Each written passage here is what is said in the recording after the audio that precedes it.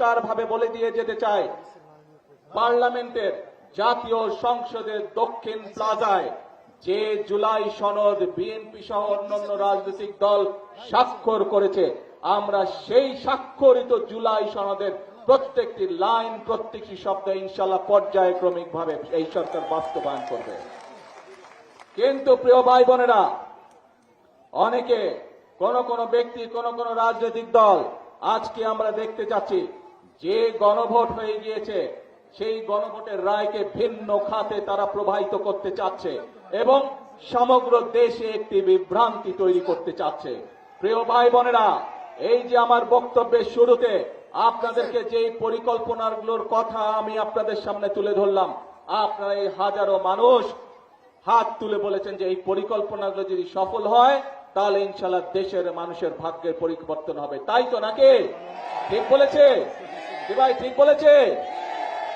এখন প্রিয় ভাই বোনেরা, আপনাদেরকে সজাগ থাকতে হবে, সতর্ক থাকতে হবে। যারা গণভোটের রায়কে ভিন্ন খাতে প্রবাহিত করতে চায়, যারা জুলাই সনদের অর্থ ভিন্নভাবে তাদের নিজেদের রাজনৈতিক স্বার্থ হাসিলের জন্য উপস্থাপন করতে চায়, এরা বিশৃঙ্খলা সৃষ্টি করতে চায়। এই বিশৃঙ্খলা যদি সৃষ্টি করতে পারে তাহলে জনগণের যে কর্মসূচি, ফ্যামিলি কার্ডের যে কর্মসূচি, মা বোনদের যে কর্মসূচি, কৃষকদের কৃষক কার্ডের যে কর্মসূচি, কৃষকদের খাল খনন যে কর্মসূচি, বেকার যুবকদের জন্য কর্মসংস্থানের জন্য মিল কারখানা, বন্ধ মিল কারখানা চালু করার যে কর্মসূচি, নতুন কলকারখানা চালু করার যে কর্মসূচি, স্বাস্থ্য সেবা গ্রামে গ্রামে পৌঁছে দেওয়ার যে কর্মসূচি, সকল কর্মসূচি ব্যাঘাত হবে এই বিশৃঙ্খলারা যদি আশকারা পায়। প্রিয় ভাই বোনেরা, আপনারা কি সতর্ক থাকতে পারবেন যাতে জনগণের কর্মসূচি, যাতে করে জনগণের কর্মসূচি ব্যাহত না হয়? সেই জন্য জনগণকে সতর্ক থাকতে হবে। প্রিয় ভাই বোনেরা, আজকে আমরা দেখেছি বিগত স্বাধীনতার পর থেকে বিভিন্ন সময় কারা কারা দেশে অশান্তির চেষ্টা করেছে, বিভ্রান্তির চেষ্টা করেছে, বিশৃঙ্খলার চেষ্টা করেছে। যতবার বিএনপি দেশের মানুষের ভাগ্য পরিবর্তনের জন্য কর্মসূচি গ্রহণ করেছে, অতীতে আমরা দেখেছি আন্দোলনের নামে কিভাবে 173 দিন হরতাল করা হয়েছিল। মনে আছে আপনাদের? 173 দিন কিভাবে দেশের অর্থনীতিকে ধ্বংস করে দেওয়ার চেষ্টা করা হয়েছিল।